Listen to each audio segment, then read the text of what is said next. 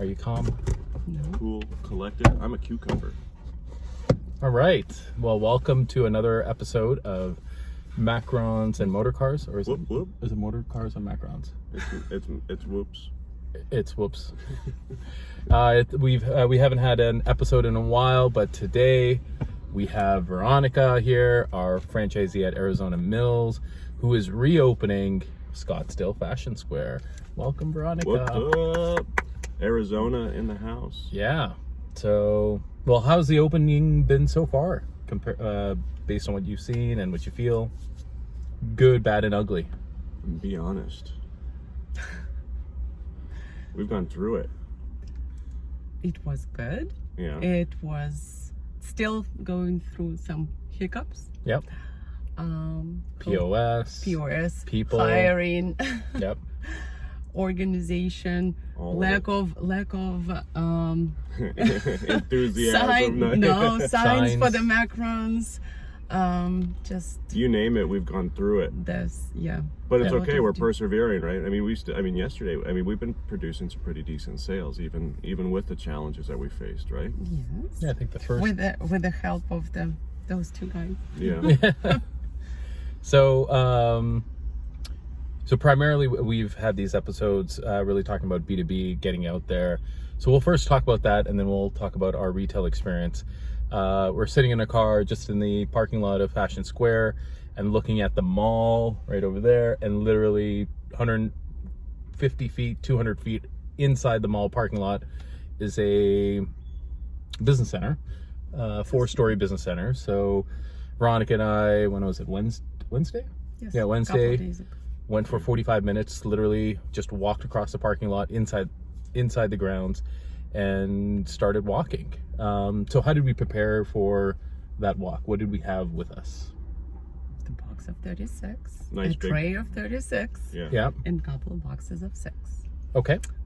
Okay, Raj was pretty good carrying all this stuff. I was just supposed to open the box. You were the showcase, right? Like yes. It was that moment of opening that 36. I was the showcase myself with a box of macarons. Very well dressed. Yeah. Big smile. I mean, you're always well done up, But it was fun, right? The whole point was just to be like, look at this amazing product. Hi, I'm the business owner. I'm across the street. We just opened up. Yes. Taste When this somebody somebody helps me to open my mouth and say that. Those So things Veronica's for me. scared and afraid. What are you afraid of? I mean, obviously you had a lot of concern going in. Obviously I had to pull you and put you out of your comfort zone, and you're not the only one. I mean, I would say every person I know out there, there's very few that are extremely natural at just speaking to anyone. So your fear, how would you distill it? Yeah. I guess that I just need more practice of something like that. That's just like in everything, you are improving with practice, and that might come. I just need, as soon as I start getting their orders, or as soon as I start getting familiar with the process, it will be easier for me. Okay. The process itself was pretty nice. People were very responsive. Yeah. They were very supportive, even just saying, guys, it was great. That's great marketing tool that you're doing. Yeah. So yes, they tried, and by the end I already felt more comfortable, but I definitely went out of my comfort zone. And what That's was for sure. so were you afraid that they're gonna shut you down? No, that's just not my personality. Okay. I am a people person, but I need to be very familiar with people to open up. Got it. So more practice can really help you through this. But the process itself, you just mentioned, it seemed pretty easy. Was there a script we followed? How did we approach the very first place, which was a law firm? What did we do? Just Walked in, right? basically said the same things that we do say in the mall, that we come to introduce ourselves and that we come to share the beautiful product and let them experience the macarons. Yep. And their eyes, I mean, so I think the first location we went in, we met a lady, and then one of the partners came by. Three ladies, right? Out. Yes. And they're like, oh my God, this is so beautiful, macarons. And we were a little bit playful with the game of what flavor is it? They tasted, they fell in love. I would say that almost anywhere we went, as soon as they've heard the word macarons or free dessert, they came out.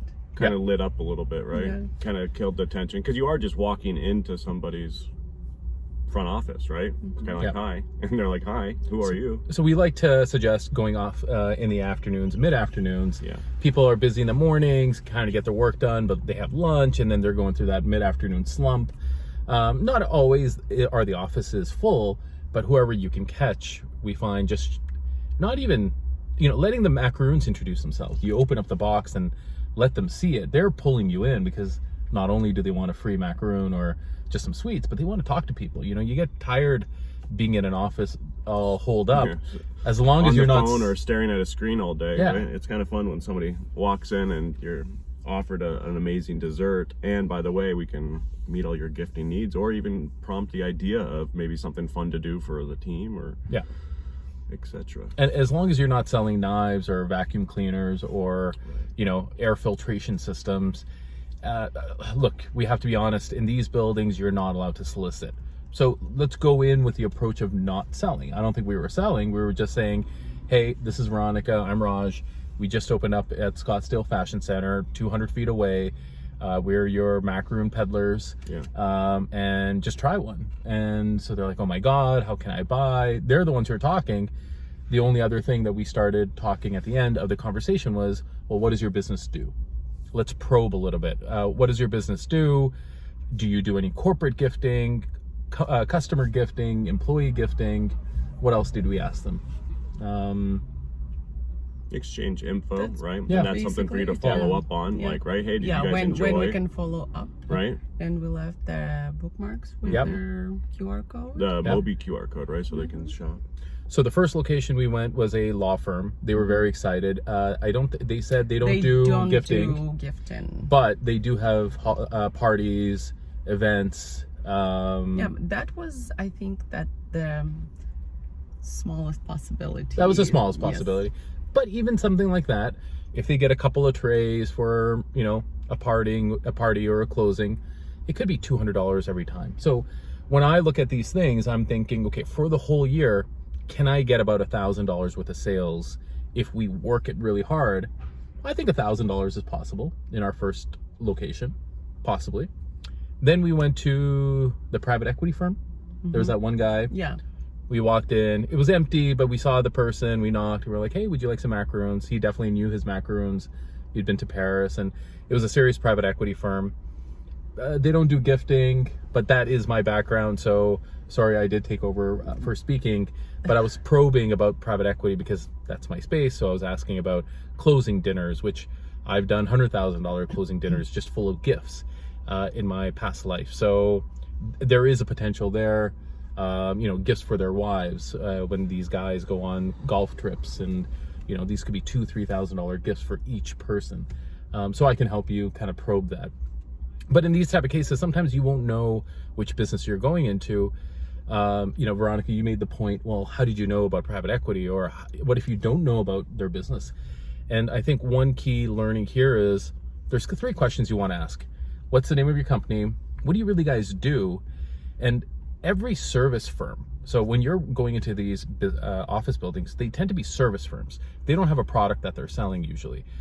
So in that case, they do have gifting needs. They have revenue needs. So question is, can gifting help grow your revenue? How can we be a part of your revenue increase, your revenue growth with gifting? How can we be a white glove service provider for that? And so I think a company like that, yes, you could do $2,000 to $10,000 worth of macaroons, but you need to know how to angle it, call the right person, talk to the office manager and whatnot. Then we went to the management consulting. Slalom. Big company. We met the office manager in the front. How did that go?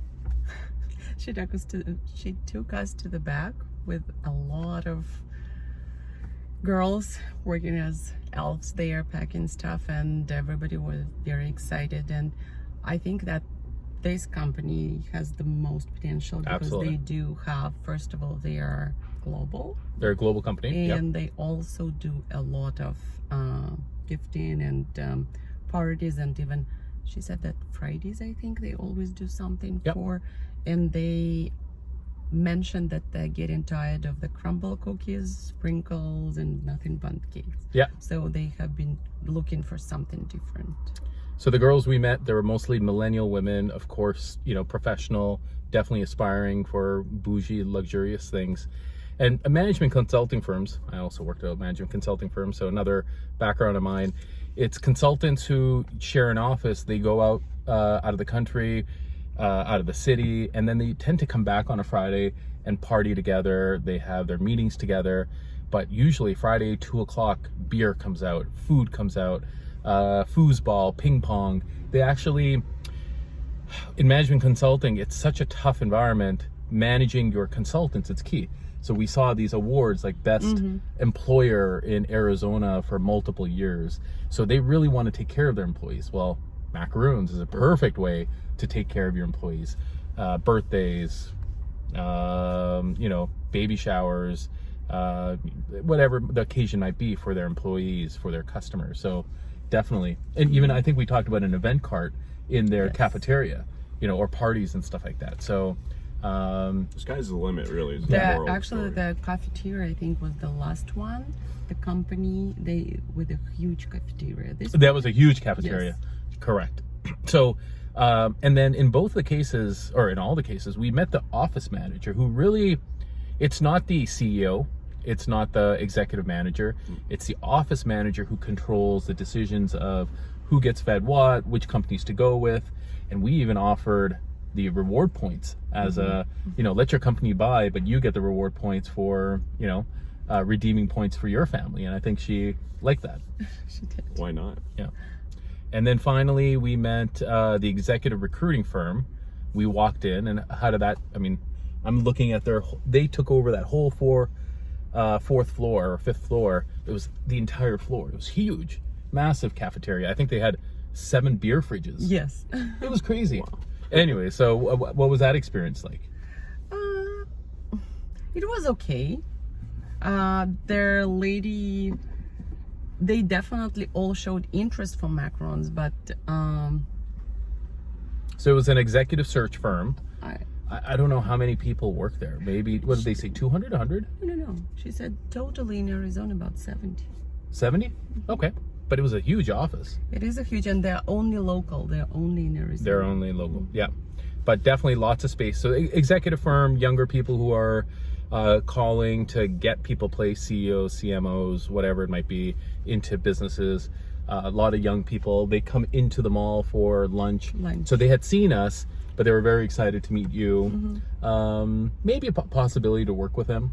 But I think the other good thing was we gave out a lot of bookmarks so that, you know what, we can go, it's literally a 2-minute delivery or 3-minute delivery to them. And sometimes they like that. Free delivery, give it to them. You know, they're on phone calls and webinars and they want a sweet tooth. Well, guess what? We deliver to them. So, but I think in all cases, everyone was friendly. No one was shutting stuff in our face. Very receptive, no exciting. Security escorts out. Yeah. Everyone said our macaroons were the best. And I don't think they were kidding. So based on that experience, how does that translate into retail, or what you do behind retail? How does that translate into B2B? What's that connection? You kind of referenced that before. Are they the same? Is it a different script? It's pretty much the same. Yeah. Pretty much the same, just maybe a little bit more nice to know about the background of the company, what they're doing. Yep. So you can talk. It's definitely, I always like it, especially when there is when I work behind the counter, I always like the conversations with the customers. That's if they ask questions, I can ask questions. That I think works the best. Yeah. Well, here's a tip. Before we went in, we were in the lobby and we saw the directory. So if you feel uncomfortable talking to a company, you could always get all the names of the companies in that building in the directory, take it back, do some research at home, understand those companies, talk to your friends, heck, call me up and say, Raj, I want to go meet these people. What do they do? Or can you give me some idea of their revenue? I'm happy to help there. But that can prepare you, so then when you actually go, you can say, oh, private equity, I looked into your company. Oh, I did this. That even shows more interest.